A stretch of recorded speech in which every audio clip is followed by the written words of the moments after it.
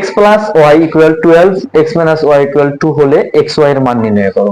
এরকম যে অঙ্ক থাকে যোগফল এবং বিয়োগফল যদি দেওয়া থাকে তাহলে x y এর মান বের করো। কি করবো, প্রথমেই যোগফলের সাথে এটা এই বিয়োগফলটা যোগ করবো, যোগ করে যে মানটা পাবো এটা দুইটা ভাগ করে দেবো, যে মানটা পাবো এটা হচ্ছে x এর মান। আবার পরবর্তীতে আবার যোগফলের সাথে এটা বিয়োগফলটা বিয়োগ করে দেবো এবং 2 দ্বারা ভাগ করে যে মানটা পাবো সেটা হলো y এর মান।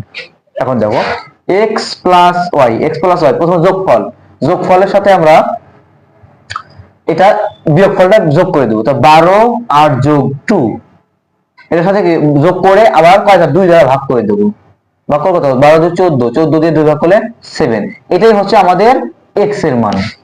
আবার আবার কি হচ্ছে এটার সাথে এটা বিয়োগ করে দেবো 12 মাইনাস 2 এবং আবার 2 দ্বারা ভাগ করে দেবো, সেটা কত 10 ডিভাইডেড 2 5, এটা হচ্ছে আমাদের y এর মান।